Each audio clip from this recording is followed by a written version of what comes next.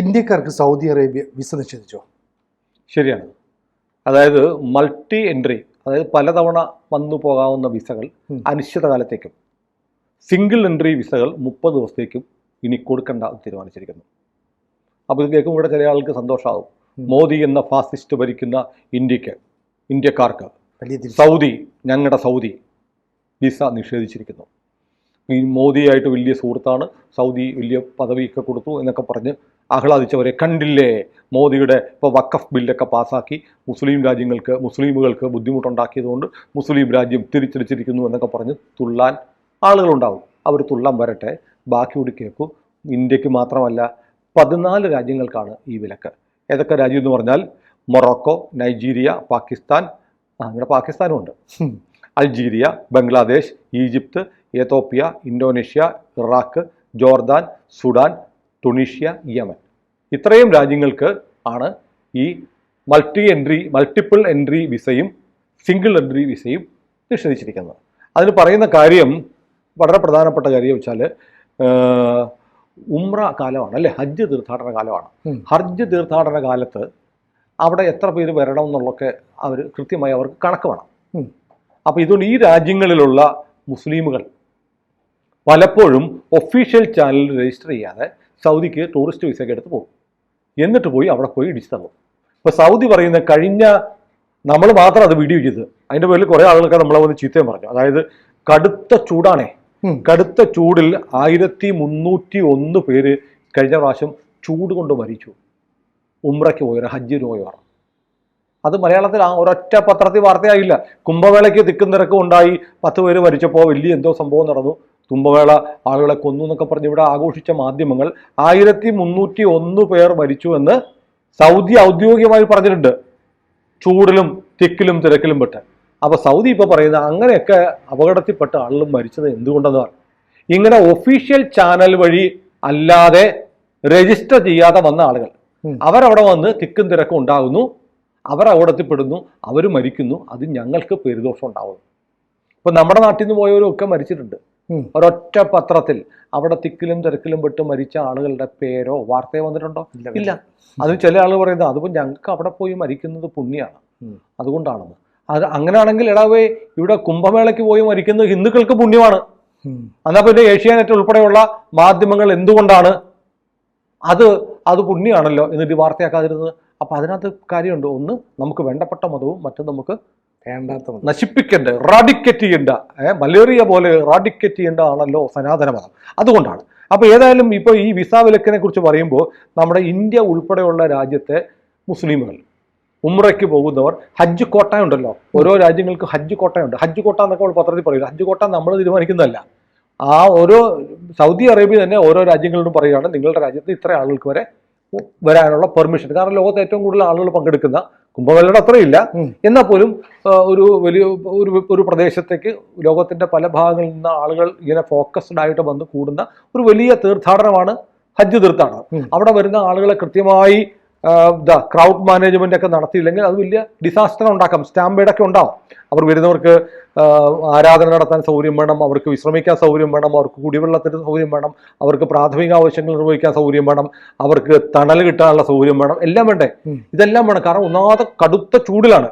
അപ്പൊ അതിനുള്ള സംവിധാനങ്ങൾ ഒരു ഗവൺമെന്റ് ഒരുക്കുമ്പോൾ അതിനെ തകർക്കാൻ വേണ്ടിയിട്ടാണ് ആളുകൾ എന്ത് ചെയ്യുന്നു, ഒഫീഷ്യൽ ഇപ്പം ഈ കോട്ട കഴിഞ്ഞു കഴിഞ്ഞാൽ പിന്നെ ഉംറയ്ക്ക് പോകണമെന്ന് ആഗ്രഹമുള്ളവർ എന്ത് ചെയ്യും, നേരെ ഒരു ടൂറിസ്റ്റ് വിസ എടുക്കും, നേരെ സൗദിക്ക് പോകും, എന്നിട്ട് അവിടെ പോയി ഇടിച്ചു കയറി കയറാൻ നോക്കും.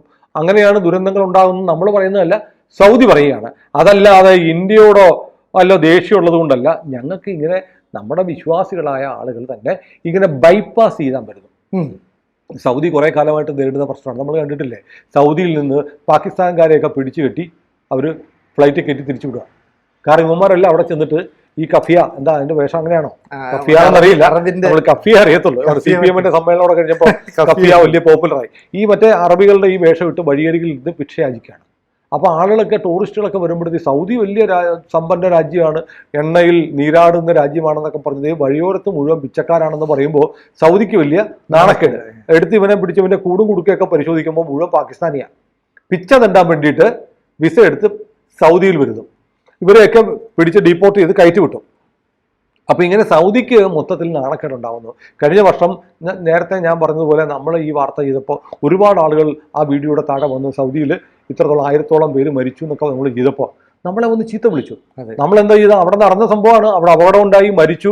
ഇപ്പൊ തന്നെ ഔദ്യോഗികമായി സൗദിയുടെ കണക്കിൽ തന്നെ 1301 പേര് മരിച്ചു എന്നും അതിന് കാരണം ഇതുപോലെ അനധികൃതമായി വന്നിട്ടുള്ള ആളുകൾ ഉണ്ടാക്കിയ ഒരു മെസ്സ്, കൂട്ടക്കുഴപ്പം കൊണ്ടാണ് സംഭവിച്ചതും എന്ന് ഈ സ്റ്റാമ്പേഡൊക്കെ ഉണ്ടായി, അല്ലെങ്കിൽ വെള്ളവും മറ്റ് സൗകര്യങ്ങളും കിട്ടാതെ മരിച്ചു എന്ന് സൗദി തന്നെ പറയുന്നുണ്ട്.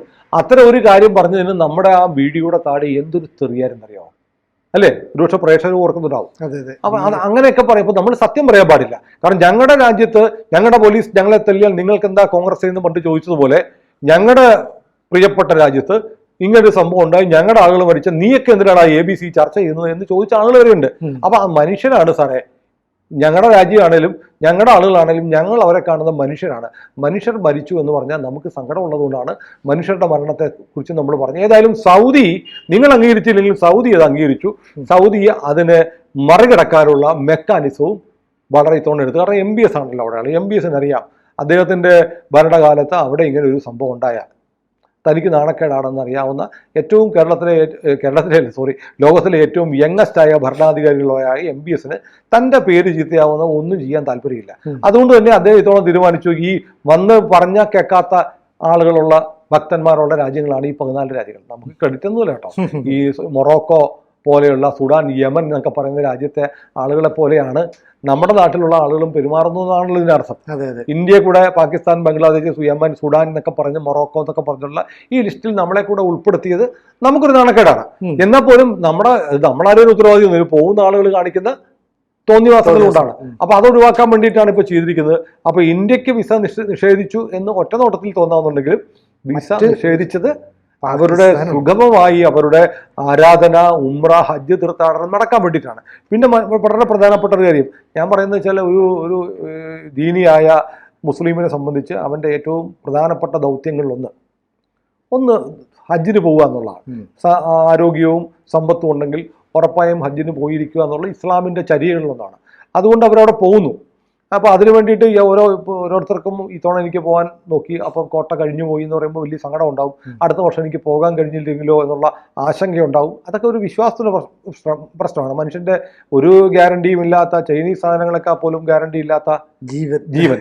അതുകൊണ്ട് ഇത്തവണ പോയില്ലെങ്കിൽ അടുത്ത വർഷം എനിക്ക് പോകാൻ പറ്റുമോ, എൻ്റെ പിള്ളേ എന്താ മാർഗം, എങ്ങനെയെങ്കിലും ഒന്നും കൊണ്ടുപോകാം, ഉമ്മച്ചി നമുക്ക് സൗദി പോയിട്ട് അവിടുന്ന് കയറാം എന്നൊക്കെ പറഞ്ഞു പോകുന്നവരുണ്ടാവും. അതും തെറ്റാണെന്ന് ഞാൻ പറയുന്നില്ല. വിശ്വാസത്തിന്റെ ഒരു വിളിയാണ് അല്ലേ, എനിക്ക് പോകണം, അടുത്ത വർഷം എനിക്ക് പോകാൻ കഴിഞ്ഞില്ലെങ്കിലോ എന്ന് പറഞ്ഞ് ഉമ്മമാരെയും ബാപ്പമാരെയൊക്കെ കൊണ്ടുപോകുന്ന മക്കളും ഉണ്ടാവാം. പക്ഷെ ഇതൊരു രാജ്യത്തിന്റെ സുഗമമായുള്ള അഡ്മിനിസ്ട്രേഷനെ ബാധിക്കുന്നു എന്ന് കണ്ടിട്ടാണ് ഇപ്പോൾ സൗദി ഈ തീരുമാനം എടുത്തിരിക്കുന്നത്. അപ്പൊ നമ്മുടെ ആളുകളും ചിന്തിക്കേണ്ടത് ഇത്തരം നടപടികളൊക്കെ, ഇത്തരം വിലക്ക് ലോകത്തിലെ ഏറ്റവും പിന്നാക്കം നിൽക്കുന്ന സുഡാനും യമനും പോലെ, മൊറോക്കയൊക്കെ പോലെ, ബംഗ്ലാദേശിനെയൊക്കെ പോലെ ആഭ്യന്തര കുഴപ്പത്തിലും പട്ടിണിയിലും ദാരിദ്ര്യത്തിലും അനാർക്കിസത്തിലും അരാജകത്വത്തിലും അക്രമത്തിലും ഒക്കെ മുങ്ങി നിൽക്കുന്ന ഒരു രാജ്യത്തിൻ്റെ പട്ടികയിലേക്ക് നമ്മളെ കൂടെ ഉൾപ്പെടുത്തി നമുക്കും കൂടെ ആ വിലക്ക് വരുന്നു എന്ന് പറഞ്ഞാൽ നമുക്ക് അഭിമാനകരമല്ല.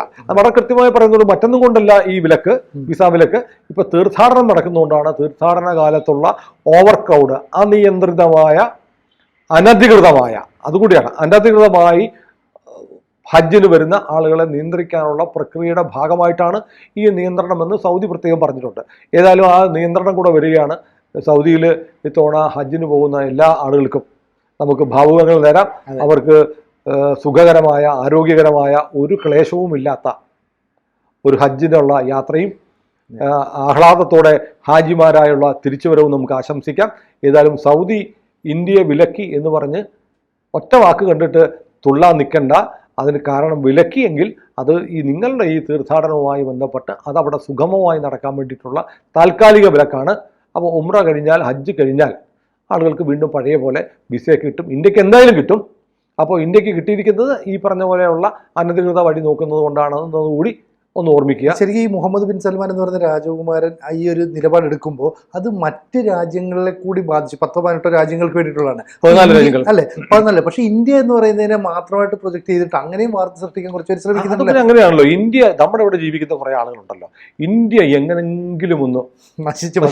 അപ്പൊ നേരത്തെ പറഞ്ഞില്ലേ, ഇന്ത്യ എന്താണ് ഒരു പോസ്റ്റർ, എന്തോ ഒരു കോള കണ്ടുപിടിച്ചത്, എന്താണ് എന്തോ ഒരു കോള, സൗദി ഒരു കോള ഉണ്ടാക്കി, അതിന്റെ പേര് പോലും ഞാൻ മറന്നുപോയി. ആ കോള ഇന്ത്യ ചാണകത്തിൽ, ഇപ്പോഴും ചാണകത്തിലാണെന്ന് പറയുന്നവർ. ഇന്ത്യ എന്തൊക്കെ ഉണ്ടാക്കിയിരിക്കുന്നത്. ഇവിടെ നമ്മുടെ മൂവാറ്റുപുഴയിൽ നിന്ന് ജൈവ് എന്ന് പറയുന്ന ഇന്ത്യൻ സ്വന്തമായിട്ടുള്ള ഒരു കോള അല്ലെ, പൈനാപ്പിൾ ജ്യൂസ് ഉണ്ടായിരുന്നു. ഇന്ത്യ എത്രയോ ഈ മൾട്ടിനാഷണൽ കമ്പനികളൊക്കെ വരുന്നതിന് മുമ്പ് ഇവിടെ തംസപ്പ് ഉണ്ടായിരുന്നു, ലിംക ഉണ്ടായിരുന്നു, ഗോൾഡ് സ്പോട്ട് ഉണ്ടായിരുന്നു അല്ലെ, കൊക്കക്കോളയൊക്കെ നമ്മൾ നിരോധിച്ചിരിക്കുകയാണ്. കോളയുടെ കാര്യത്തിൽ മാത്രമല്ല, ഇന്ത്യ എന്തൊക്കെയാ ചെയ്യുന്നത്. ഇന്ത്യ ഉണ്ടാക്കിയിരിക്കുന്ന മിസൈലുകൾ ലോക രാജ്യങ്ങൾ വാങ്ങുന്നു. ഇന്ത്യയുടെ ശാസ്ത്ര സാങ്കേതിക വിദ്യയെ ലോകം ആദരിക്കുന്നു. ഇന്ത്യ ഇപ്പം ബഹിരാകാശത്തിൽ സൂര്യനെ കുറിച്ച് വരെ പര്യവേഷണം നടത്തുന്നു. ഇതൊന്നും കാണുന്നത് അല്ലാതെ അവിടെ എന്തോ മിലാഫ് കോള, സൗദിയുണ്ട് മിലാഫ് കോള എന്നാ, മിലാഫ് കോള ഉണ്ടാക്കി ഇന്ത്യ ഇപ്പോഴും ചാണകത്തിലാണെന്ന് പറഞ്ഞ് തുള്ളുന്ന കുറെ എന്താ പറയുക, കുറെ ആളുകൾ നമ്മുടെ നാട്ടിലുണ്ട്. അവരൊറ്റ വരി സൗദി ഇന്ത്യക്കാരന് വിസ നിഷേധിച്ചു എന്ന് പറയുമ്പോൾ, എടാപ്പാനെ ഒരു പക്ഷെ നിന്റെ ഉമ്മയ്ക്കും ബാപ്പയ്ക്കും ഇത്തവണ ഹജ്ജിന് പോകാനുള്ള വിസ കൂടിയായിരിക്കും നിഷേധിക്കപ്പെട്ടിരിക്കുന്നതെന്ന് ഓർക്കുക. അത്രയേ ഉള്ളൂ. കാരണം ഇന്ത്യയുടെ പേര് ഒരു നെഗറ്റീവ് ലിസ്റ്റിൽ കണ്ട ഉടനെ അതിൻ്റെ നിജസ്ഥിതി അറിയാതെ തുള്ളുന്ന ആളുകളുണ്ട്. അവരെക്കുറിച്ച് നമുക്ക് സഹതപിക്കാനല്ലാതെ എന്ത് ചെയ്യാൻ പറ്റും? കൂടുതൽ വാർത്തകളും വിശേഷങ്ങളും നിങ്ങളിലേക്ക് എത്താൻ ABC മലയാളം സബ്സ്ക്രൈബ് ചെയ്യുക, ബെൽബട്ടനും അമർത്തുക.